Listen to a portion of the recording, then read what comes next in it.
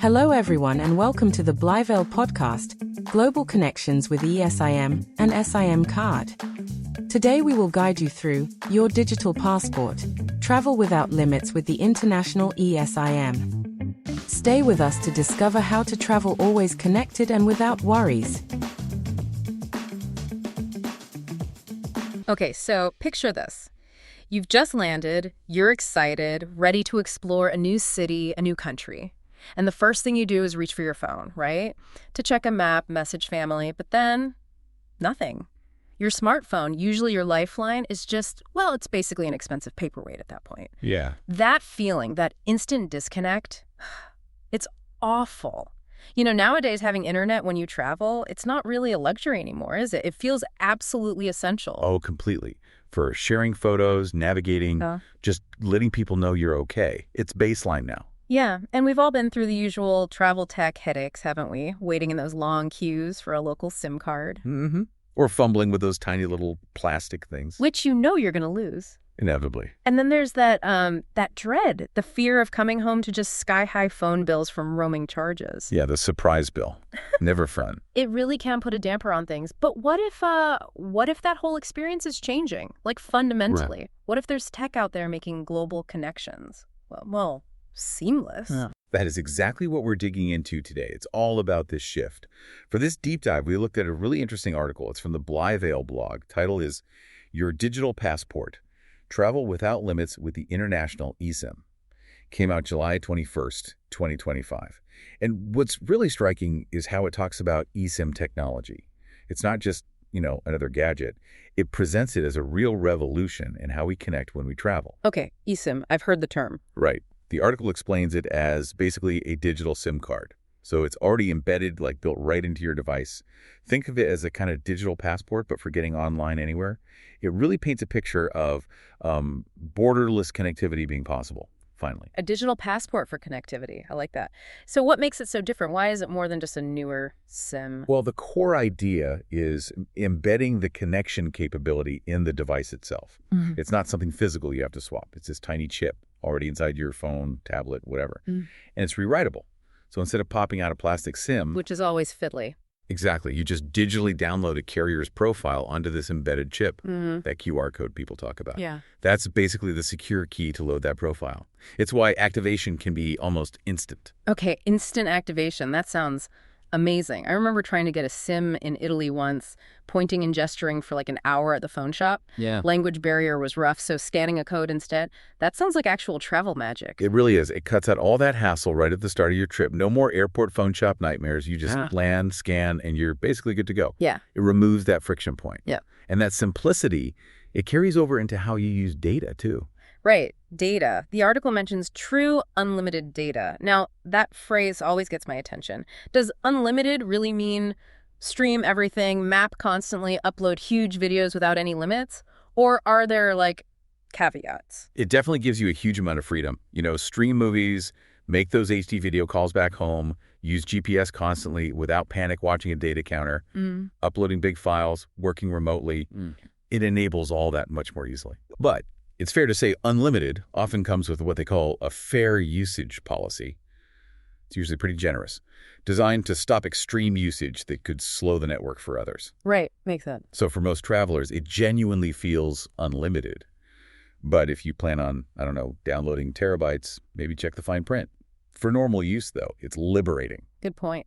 Always read the fine print. So we've got simplicity, lots of data. What about the actual connection? The article mentions stable global connections using the best local networks. What does that mean practically? Like if I'm in downtown Tokyo versus, say, hiking in the Norwegian fjords? Yeah, that's crucial.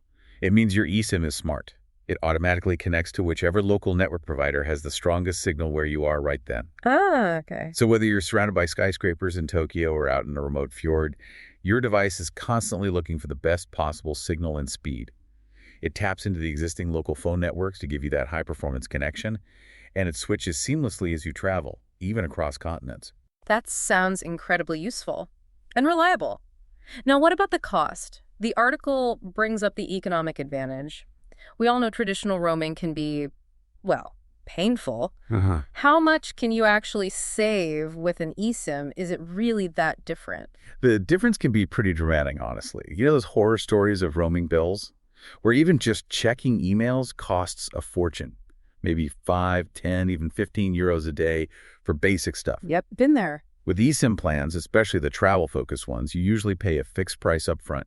You know exactly what it costs, no scary surprises later. It's transparent and often, it works out way cheaper, particularly if you're traveling for more than a few days. Fixed cost, predictable. I like the sound of that. And ease of use. The article stresses this is simple technology for everyone. Does that mean you don't need to be like super tech savvy? Is it really just scanning a QR code and that's it?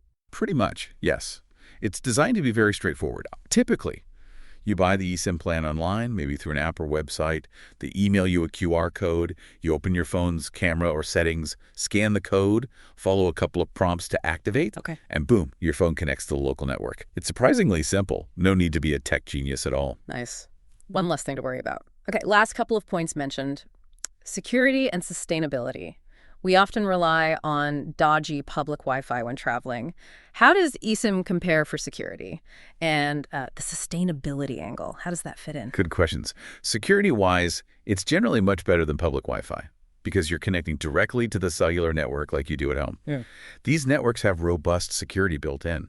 Public Wi-Fi in cafes or airports, those can be, pretty risky sometimes, prone to snooping. Right. And sustainability. It's maybe a smaller point, but it's there. Think about it. No more manufacturing millions of tiny plastic SIM cards, no packaging, no shipping them around the world. Moving to digital delivery just cuts down on physical waste. It's a greener way to connect. Interesting. Never thought about the plastic waste aspect. Yeah, it adds up. So, stepping back, you see how this all connects. This eSIM tech isn't some far-off future thing anymore. It's here. All the major phone makers, Apple, Google, Samsung, they're building it into their devices as standard now. And mobile carriers globally are supporting it.